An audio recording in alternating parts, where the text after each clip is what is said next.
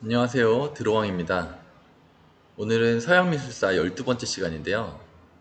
현대미술 중에서 미니멀리즘과 극사실주의, 하이퍼 리얼리즘에 대해서 알아보는 시간을 갖도록 하겠습니다. 지난 시간 복습을 짧게 해볼게요. 우리 옵티컬 아트는 뭐라고 배웠는지 기억나시나요? 망막상의 미술이라고 했던 거 기억나실 거예요. 그래서 착시 효과를 줬다. 그리고 실제로 움직이지는 않지만 움직이는 것 같은 어떤 착시 효과를 준 게 바로 옵티컬 아트라고 할 수가 있겠고, 키네틱 아트라고 하는 거는 이제 움직임, 실제 미술 작품에 움직임을 도입한 최초의 미술이라고 할 수가 있겠죠. 그래서 기계 문명이라든지 과학, 기술 이런 것들을 미술에 적극적으로 받아들인 미술 유파가 키네틱 아트라고 할 수가 있겠습니다. 오늘 배울 수업은 미니멀 아트와 극사실주의에 대해서 알아볼 텐데요. 제가 짧게 표로 이렇게 정리를 해봤어요. 그래서 극단적인 미술을 두 가지를 꼽아라 그러면 미니멀리즘과 하이퍼 리얼리즘 이런 식으로 구분을 한번 해봤습니다. 그래서 최소한의 미술이었던 미니멀리즘과 최대한 사실적인 묘사를 하려고 했던 하이퍼 리얼리즘 이런 식으로 제가 구분을 해봤어요. 그리고 그 배경 같은 거 한번 읽어보시고 그 다음에도 나오기 때문에 다시 한번 자세하게 설명을 해볼게요. 공통점과 차이점을 한번 보세요. 공통점은 음, 공통점은 감정을 배제했다, 차가운 형식이다, 몰개성 둘 다 누가 그렸는지 알 수 없을 만큼 기계적인 어떤 차가운 형식을 도용을 했고, 그리고 작가주의, 기존의 전통적인 개념이었던 작가주의가 없어지고 몰개성적인 표현을 한 게 바로 이 미니멀리즘과 하이퍼 리얼리즘이라고 할 수가 있겠습니다. 그래서 미니멀리즘은 최소한의 극단적인 미술이다. 그리고 최대한 극사실적인 묘사를 했던 게 바로 하이퍼 리얼리즘이 되겠죠. 자, 사회적인 배경부터 한번 볼게요. 미니멀리즘. 추상표현주의의 지나친 주관성과 그리고 팝아트의 대중성에 대해서 반발하면서 등장을 한 게 바로 미니멀리즘입니다. 최소한의 예술로 최소한의 조형 요소만으로 표현하는 기하학적인 추상에서 영향을 받았고, 표현의 주관성을 억제했다. 비개성, 몰개성적인 표현을 한 게 바로 미니멀리즘이라고 할 수가 있겠습니다. 물체의 사물성과 직물성을 강조하여 미술의 사물화를 주장했던 도널드 저드 같은 사람이 있었고, 예술상의 자기 표현을 최소한으로 억제했다. 그리고 회화적인 터치, 질감, 색채, 형태를 최소화했고 재현을 거부했다. 재현을 거부한 게 굉장히 중요하죠. 그리고 동일 단위의 반복, 기계적 엄밀성, 산업, 공업 재료의 활용 등으로 미술의 물질화를 이뤘다. 이 부분에 대해서 다시 한번 그 작가 설명할 때 같이 이야기를 다시 한번 해보겠습니다. 그리고 마지막으로 디자인, 건축, 패션에 많은 영향을 미쳤습니다. 이 미니멀리즘은 사상이었기 때문에 이제 단순화하고 그 현대 산업 사회가 굉장히 복잡해지면서 이제 많은 사람들이 피로감을 느끼게 되죠. 그러니까 그런 것들에서 벗어나기 위한 것. 심플하고 단순한 것이 가장 아름답다라는 어떤 그런 철학에서부터 시작한 게 바로 미니멀리즘이고, 이 미니멀리즘은 이제 예술 작품에도 많이 영향을 줬습니다. 뭐 미술뿐만 아니라 문학이라든지 음악 같은 데서도 간결하고 단순한 그런 예술 작품들이 많이 등장을 하게 되죠. 마찬가지로 패션에도 굉장히 영향을 많이 줬어요. 그래서 지금도 미니멀리즘 패션이라고 하면 심플한 패션, 장식적인 요소를 다 제거해버리고 기능적인, 의류로서의 기능적인 면만 남겨놓은 그런 디자인을 미니멀리즘 디자인이라고 하죠. 이런 부분은 이제 삶의 태도에도 많은 영향을 줍니다. 그래서 미니멀리즘 사상이라고 하면 소비를 최소화하고, 그리고 내가 물건을 가장 적게 사고, 이런 어떤 철학적인 삶의 방식, 삶의 태도도 미니멀리즘에서 영향을 많이 받았다고 할 수가 있겠습니다. 대표적인 작가로는 도널드 저드 그리고 스텔라 같은 작가들이 있습니다. 도널드 저드는 그 미니멀 아트 조각의 선구자였습니다. 처음에는 이런 그 회화 작품을 했었어요. 그래서 아이러니컬하게도 추상표현주의, 잭슨 폴럭의 추상표현주의 같은 그런 작품을 하다가 그 극단에 있는 미니멀로 돌아선 작가로도 굉장히 유명하죠. 재현을 거부하고 사물을 강조한 예술가 도널드 저드에 대해서 한번 알아보도록 하겠습니다.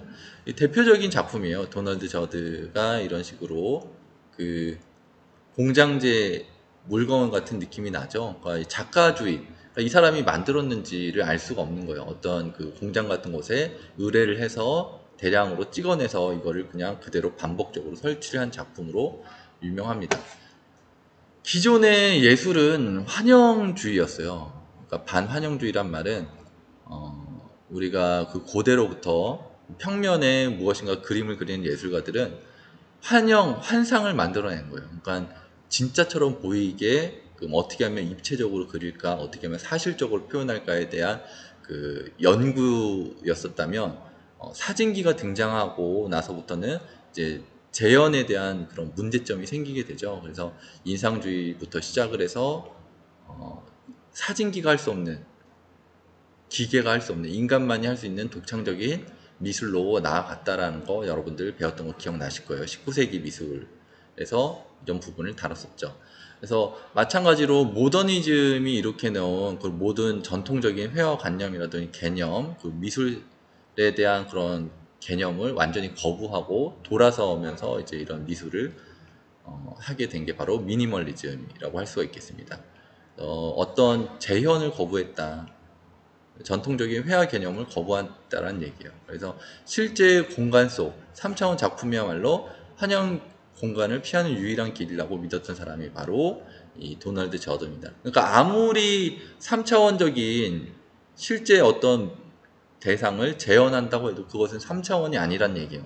실제가 아니고 환영일 뿐이란 얘기죠. 그러니까 실제 재현을 미술에서 벗어나기 위해서는 실제 3차원의 작품을 만들어야 된다고 얘기했던 사람이 바로 도널드 저드였고, 그 사람이 얘기했던 게 회화도 조각도 아닌 사물 그 자체여야 된다, 그런 얘기를 했던 사람이 바로 도널드 저드였습니다. 굉장히 사고가 굉장히 아방가르드하고 그리고 또 포스트 모더니즘적인 사고를 가지고 있었다는 걸 알 수가 있겠죠. 그래서 이런 물질이라든지 사물 그 자체를 강조한 예술가가 바로 도널드 저드입니다. 자, 이번에는 우리 프랭크 스텔라라는 그 미니멀 아티스트, 두 번째 미니멀 아티스트를 볼 텐데, 프랭크 스텔라는 이런 말을 남겼어요. 당신이 보고 있는 것이 보고 있는 것이다.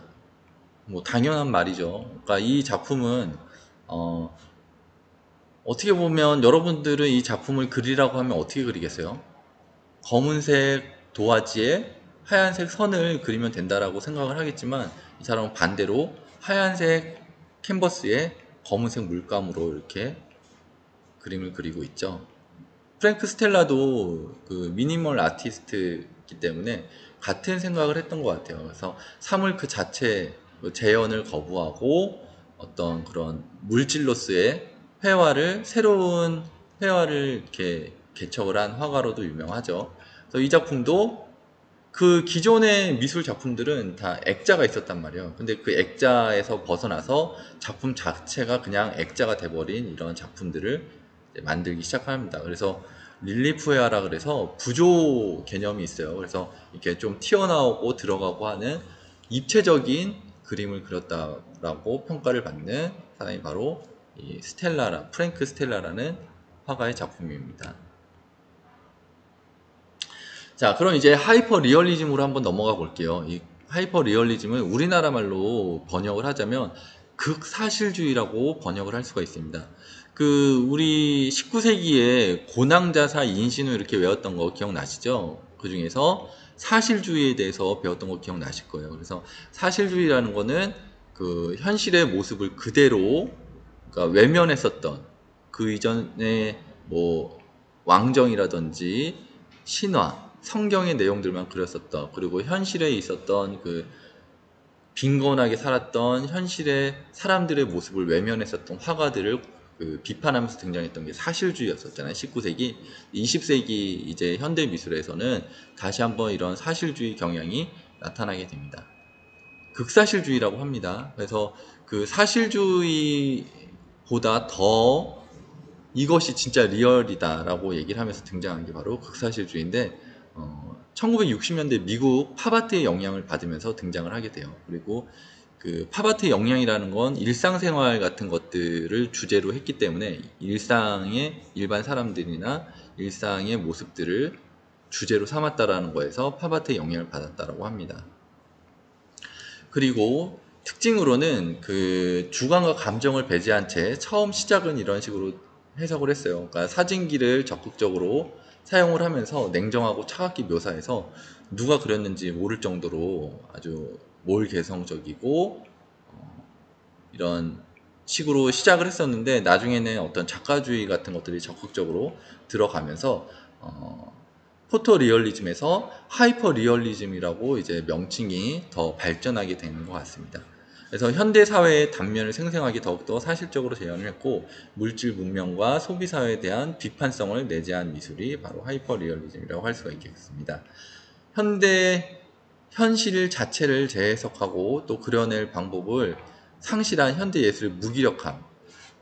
그러니까 이제 추상 표현주의라든지 추상 미술이 득세했던 시대였기 때문에 어떤 그 장인 정신이라든지 작가주의, 뭐 기회 같은 것들이 터부시 됐었는데 사실적으로 그리면 굉장히 그 낮게 취급을 받았어요. 사진을 재현한다. 방금 전에 미니멀리즘에서 배웠다시피 재현하는 것 자체를 굉장히 터부시하고 옛날 사람들이 그리는 방식이라고 생각을 했었는데 이 극사실주의는 반대로 오히려 그걸 역으로 도용을 해서 더 현대미술에 어떤 깊은 울림을 줬던 예술가들이라고 할 수가 있겠습니다.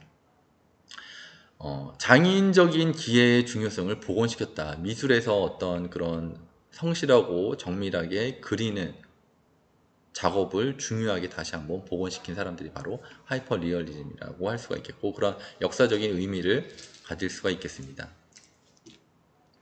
자, 사진의 등장으로 미술가들은 사진처럼 재현을 포기하게 되면서 기계가 표현할 수 없는 현대 미술의 세계를 열고 사진을 넘어서는 인간의 도전이 시작이 되었습니다. 그럼 그림으로 한번 보면서 척크로스, 리처드 에스테스, 헨슨, 안드레아 같은 사람들의 작품을 보면서 지금 얘기하고 있던 것들에 대해서 다시 한번 쉽게 풀어보는 시간을 갖도록 할게요.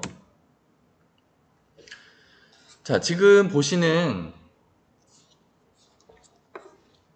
이분이 이제 척클로스라는 사람인데 그 주변 인물들을 이렇게 확대해서 그림을 그렸어요. 마치 사진인지 그림인지 알아보기 힘들 정도로 그림을 그렸는데 우리가 일상적으로 우리가 눈이 감지하지 못하는 부분들을 이렇게 확대해서 보게 되면 뭐 피부 결이라든지 피부 조직 그리고 뭐 털의 모공 뭐 이런 것까지 아주 세밀하게 그림을 그림으로써 그리고 우리가 잘 인식하지 못했던 부분을 확대해 봄으로써 어떤 충격적인 효과를 기대했었던 그런 작품으로 유명하죠. 이 자화상도 지금 이렇게 사진 같지만 이것도 본인 자화상을 그림으로 그린 극사실적으로 그린 작품이에요.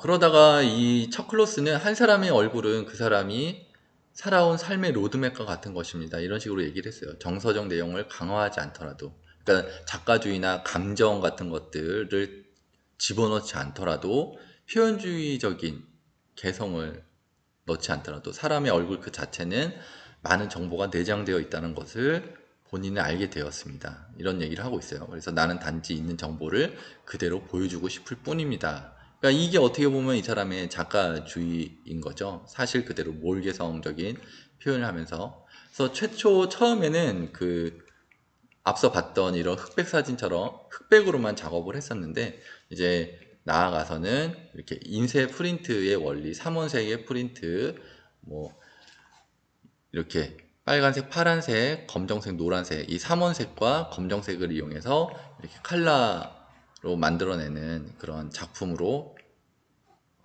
이렇게 칼라이면서 실제로 사진 같은 느낌을 더 생생하게 전해주고 있죠. 여기서 이제 또 멈추지 않고 척클러스는 이런 식으로 어떤 사고를 당해서 이분이 이제 전신마비에 가까울 정도로 몸이 많이 안 좋아졌다고 하는데 그래서 손을 움직이기가 쉽지 않아서 정밀한 묘사를 더 이상 할 수가 없고 그래서 이런 식으로 현대 미술적인 느낌을 주는 작품을 하게 되죠. 그러니까 한 칸 한 칸은 세포와 같이 전혀 다른 모습이지만 전체적으로 봤을 때는 하나의 그 거대한 인물의 모습을 초상화를 그렸다라는 점에서 이제 이 작가주의적인 방향으로 나아가게 되죠. 그러니까 처음에 시작은 몰개성적이고 지나친 객관성을 담보로 이렇게 그림을 그렸다면 지금은 현재로 넘어오면서는 이런 식으로 본인만의 어떤 굉장히 큰 개성을 집어넣은 작품을 완성해 나가고 있고, 이런 부분에서는 현대 미술에 있어서 아주 지대한 영향을 준 예술가로 인정을 받고 있는 사람이 바로 척 클로스입니다. 그 그림에 대한 열정이 얼마나 컸었냐면, 이 자기 손이 마비가 돼서 그림을 그리기 힘든데 불구하고 이 붓을 자기 손에 테이프로 칭칭 감아서 이런 식으로 그림을 완성하고 있는 모습을 지금 보고 계십니다. 자, 이번에는 리처드 에스테스라는 미국의 극사실주의 화가에 대해서 한번 알아볼게요. 이분 같은 경우도 굉장히 재밌어요. 인간을 배제한 깨끗한 도시 풍경을 그린 분으로 굉장히 유명하죠. 그러니까 원래 이 거대한 도시, 미국의 이 거대한 화려한 도시에는 사람들로 가득 차 있어야 되는데 사람들의 모습을 거의 볼 수가 없고, 사람들이 지나가더라도 굉장히 무표정하고 그리고 차가운 느낌을 이렇게 전해주고 있는 도시 풍경을 그린 사람으로 유명합니다. 그래서 사진을 그대로 베낀 것처럼 보이지만 사실은 이 이곳은 실제하지 않는 곳이에요. 그러니까 뭐 이 부분은 다른 부분에서 따왔고 이 부분은 다른 부분에서 따왔고 이렇게 여러 장소의 모습을 조합해 가지고 마치 실제 있는 거리 같은 느낌을 준 예술가로 지금 인정을 받고 있는데, 그러니까 지금 이 모습은 지나치게 현실적인 모습이지만 낯설게 보이는 이유가 보이는 것을 그대로 그린 것이 아니고 자기가 본 것을 다시 조합해서 그렸기 때문에 독특한 이분만의 어떤 개성이 담겨 있죠. 그러니까 몰개성으로 시작했다고 시작을 이제 하이퍼 리얼리즘 설명할 때 얘기를 했는데, 첫 시작은 그랬어요. 그러니까 포토 리얼리즘이라고 해서 처음에 도입할 때는 사진기를 그대로 묘사하는 데에 멈춰 있었다면, 이제는 사진기를 도용하면서 사진기를 적극적으로 자기만의 어떤 개성을 드러내기 위한 도구로서 사용을 한 게 바로 이 하이퍼 리얼리즘이라고 할 수 있겠습니다. 그래서 이분이 이런 그 도시의 모습들, 사실은 사람들로 가득 차 있어야 될 이런 모습들을 차갑게 그리면서 우리의 인생과 삶의 모습을 그렸다고 얘기를 해요. 그래서 겉은 화려한 것 같지만 속은 비어있는 현대인들을 어떤 비판하면서 이런 작품들을 완성했다고 합니다. 처음에 그냥 선생님도 이런 그 극사실주의 작품을 봤을 때는 그냥 사진처럼 굉장히 잘 그렸네, 노력을 많이 했네, 이런 식으로 그냥 감상을 했었는데, 와, 인간의 묘사력이 정말 대단하다, 이런 식으로 생각을 했었지만 이 사람들의 생각을 듣고 철학을 듣고 이런 그림들을 보면, 이분이 어떤 생각을 가지고 이런 그림을 그렸는지에 대해서 좀 더 깊이 있게 공감하고 감상할 수 있었던 시간이었던 것 같습니다. 여기 사람들이 많이 있죠. 근데 사람들이 주인공이 아니고 그냥 풍경과 같이 이런 차가운 도시 속에 있는 그냥 배경일 뿐으로 처리가 된 것 같아요. 자, 이번에는 조각가에 대해서 한번 알아볼 텐데요. 하이퍼 리얼리즘 조각가 듀안 헨슨이 굉장히 유명합니다. 하이퍼 리얼리즘 조각가고, 이성과 합리성의 결과가 2차, 아이고, 죄송합니다. 1, 2차 세계대전이라는 처참한 결과를 가져왔기 때문에 그런 어떤 모더니즘적인 사고, 그러니까 우열을 가리는 모더니즘적인 사고, 이분법적인 사고에 대해서 굉장히 비판적인 의식을 가졌던 사람이 바로 듀안 헨슨입니다. 그래서 뭐 그 당시에 뭐 60년대, 70년대, 80년대 이때만 해도 남성 우월주의, 백인 우월주의가 있었죠. 그래서 이렇게 항상 이분법적인 생각을 했었던 것 같아요. 그러니까 그 나름대로의 각각의 장단점이 있다라고 생각을 하지 않고 지금까지도 아마 이게 남아있는 것 같고, 여전히 우리는 포스트 모더니즘 시대에 살고 있지 않고 모더니즘 세계에 갇혀 있는 것 같아요. 요즘에 미국에서 많이 그 한인 동양인에 대한 그런 무차별적인 테러 같은 것들이 많이 일어나고 있잖아요. 그래서 그런 인종차별주의적인 생각도 마찬가지로 우월주의적인 사고가 담겨 있는 거예요. 그거는 마찬가지로 우리나라도 마찬가지입니다. 우리나라도 아프리카나 흑인이나 또 저 동남아 사람들에 비해서 백인들을 더 이렇게 우대해주고 하는 그런 문화나 이런 것들이 여전히 남아있고, 그런 부분들의 그런 부분들을 이제 고발하려고 했던 사람이 바로 이 듀안 헨슨입니다. 많이 좋아지긴 했죠. 예전에 비해서 많이 좋아지고 발전해 가고 앞으로 더 좋아질 거라고 저는 그렇게 믿고 생각하고 있습니다. 그 당시만 해도 빈부격차가 굉장히 심각한 문제였다고 해요. 전쟁이 끝나고 미국은 점점 고도 성장하고 발전하고 있는데, 잘 사는 사람은 더 잘 살고 이제 못 사는 사람은 또 못 사는 그런 빈부격차가 발생하면서, 근데 또 특이하게 못 사는 사람들의 소비가 굉장히 늘어나게 됩니다. 왜냐하면 공장에서 굉장히 싸게 찍어내는 대량 생산의 조악한 물건들이 대량으로, 막 옷도 뭐 명품이 있지만 굉장히 값싼 옷들이 공장에서 대량으로 생산이 되면서, 그렇지만 값이 싸다고 해서 또 질이 나쁜 것도 아니었어요. 그러니까 일반 못 사는 사람들이 이제 소비를 하면서 경제 성장이 다시 또 일어나고, 또 빈부격차는 더 벌어지고, 이런 어떤 악순환이 계속 되는 것들에 대한 사회 소비 문화, 그리고 자본주의 사회에 대한 그런 명과 암에 대한 그런 생각을 깊이 있게 했던 사람이 바로 이 듀안 헨슨이라는 예술가였습니다. 이분은 이게 마치 진짜 사람 같지만 그 실물을 뜬 거예요. 그래서 실물을 떠가지고 진짜 채색까지 해가지고 진짜 같은 느낌이 나게끔 한 조각이 바로 이 하이퍼 리얼리즘 조각이라고 할 수가 있겠죠. 저 이분은 또 비만이라든지 이런 문제에 대해서 굉장히 많은 관심을 가졌다 그래요. 그러니까 테레비를 틀기만 하면 계속 뭐 이렇게 하면 살찐다, 뭐 저칼로리, 뭐 이런 것들을 계속 사람들에게 세뇌를 시키고, 그리고 그 또 비만한 사람과 그 마른 모델들을 또 찬양하면서 비만한 사람들을 약간 그 밑으로 생각을 하는 그런 것들이 있으면서 이런 부분을 고발하기 시작을 하죠.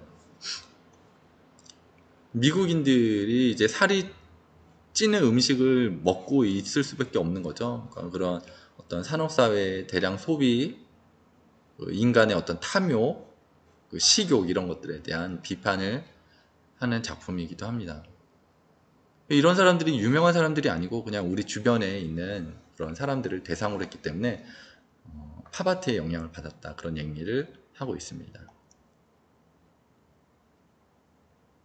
우리 그 리얼리즘 사실주의, 19세기 사실주의도 빈곤층에 대한 얘기를 했었잖아요. 항상 그 아름다운 세상만 그렸던 화가들이 외면했었던 노동자들이라든지 빈곤층들을 이제 그렸던 게 19세기의 사실주의, 쿠르베의 사실주의였는데, 이 20세기 현대 미술에 들어와서도 마찬가지로 이 하이퍼 리얼리즘도 이 잘 선택하지 않는, 아름답지 않은 그런 모습들, 그런 것들을 적극적으로 소재로, 미술의 소재로 이제 적용하게 되면서 이런 작품들을 만들게 됐습니다.